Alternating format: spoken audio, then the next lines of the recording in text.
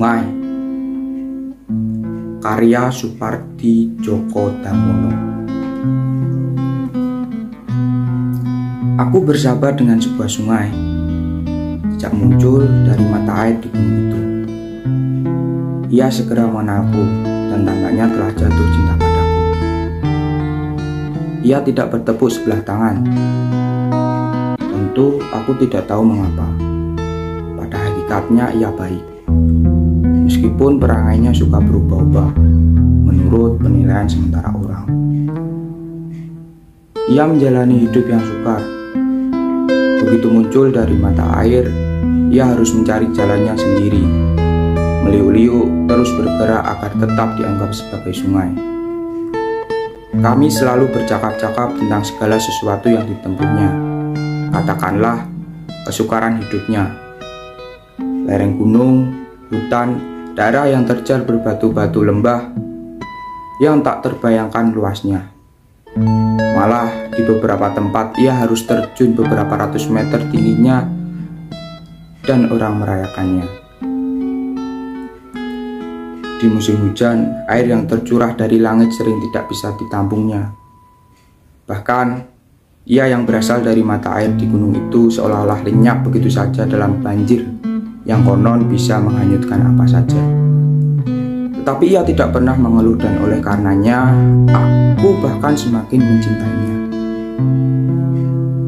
Di dalam perjalanannya hidupnya yang sukar itu, aku senantiasa menemaninya.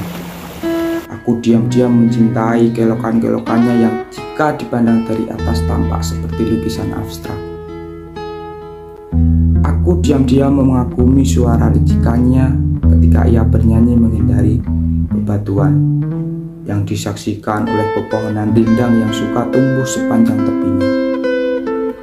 Apalagi jika kebetulan ada beberapa ekor burung yang berkicau di ranting-ranting pohon itu.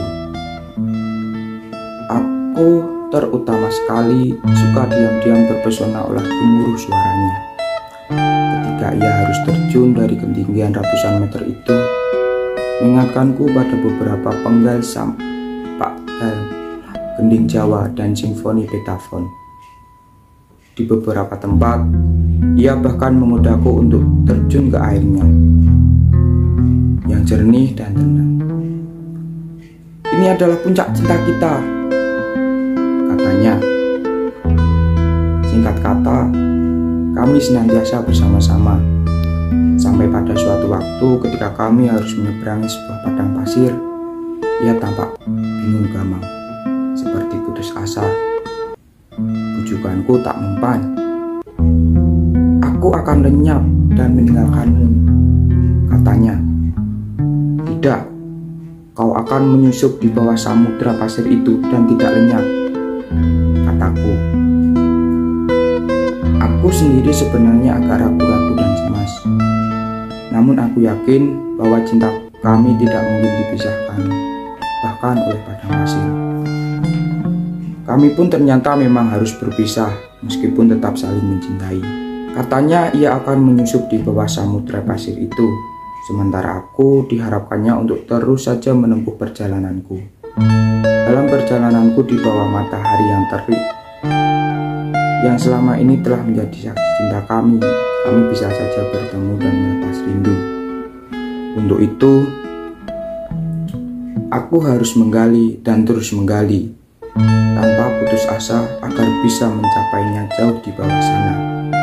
Hanya dengan begitu, ia bisa muncrat ke atas dan menjelma genangan air kecil itu. Itulah wujud cinta kami.